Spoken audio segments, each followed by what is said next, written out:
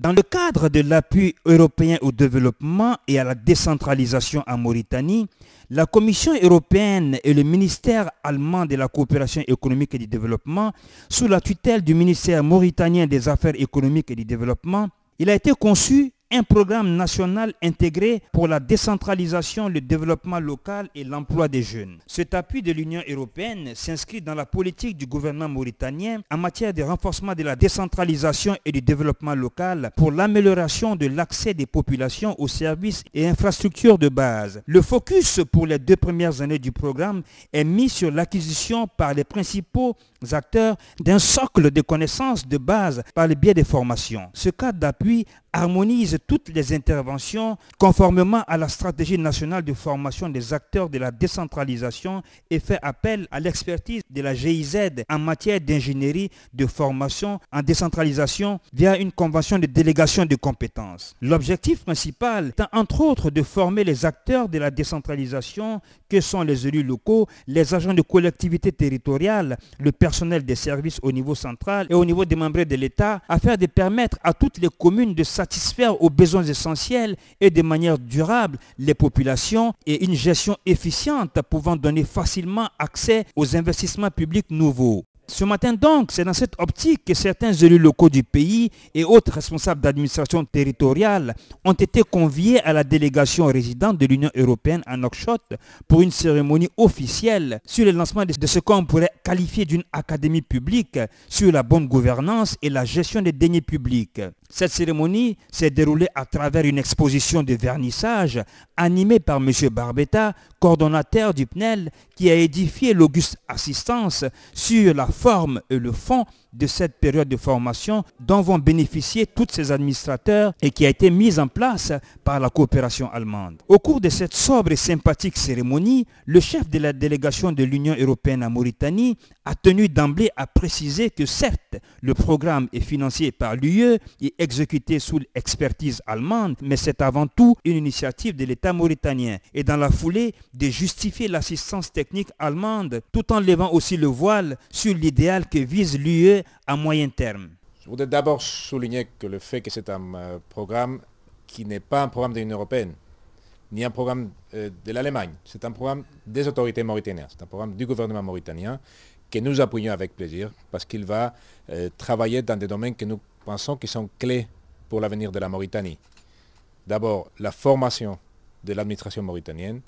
Et après, ça c'est quelque chose que parfois on oublie parce que ce n'est pas dans les noms de PNUDEL, la création d'emplois pour les jeunes. Ce sont 2 sujets qui nous tiennent beaucoup à cœur. La patronne de la coopération technique allemande en Mauritanie confirme à notre micro partenariat intra-européen au profit de l'assistance au développement durable. Et aujourd'hui, il y a l'activité de la cérémonie d'inauguration pour un nouveau projet. Et ça, c'est une coopération entre l'Union européenne et la coopération allemande, la GIZ. C'est le financement de l'Union européenne et c'est la GIZ qui est responsable de faire une formation pour tous les élus et pour le personnel local dans la commune de Pineda.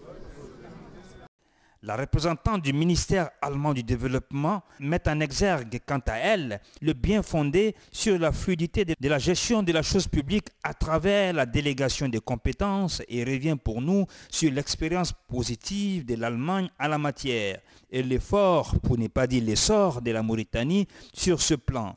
La décentralisation est certainement un pilier incontournable dans le développement d'un pays, ainsi qu'un enjeu important de démocratie locale. Le transfert des compétences et des ressources financières aux structures locales font de ces derniers des pivots essentiels de la bonne gouvernance. Ce transfert de compétences et de ressources mène à plus de transparence et de proximité avec les citoyens. En Allemagne, la décentralisation a contribué remarquablement à consolider notre démocratie.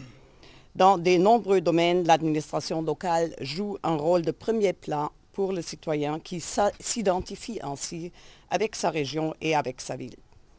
Le coordonnateur de ce vaste projet soutient que celui-ci se déroule sur un plan d'action axé sur une trilogie sur laquelle il invite les élus locaux à s'articuler, c'est-à-dire alignement, appropriation et pérennisation, tout en précisant au passage que ce concept inauguré aujourd'hui n'est en fait pas nouveau en Mauritanie.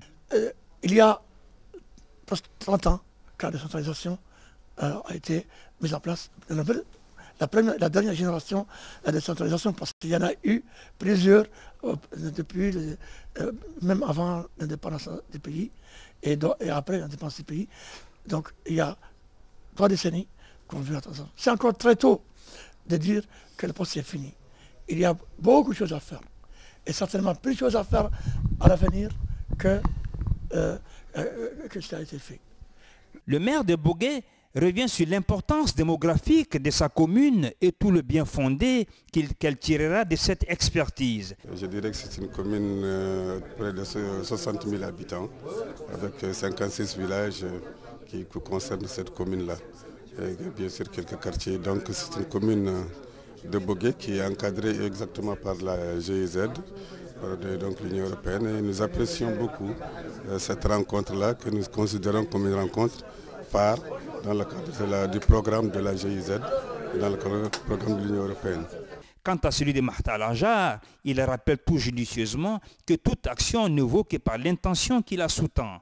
Si elle est saine, le résultat s'en fera sentir. Pour faire un travail, il y a 2 données.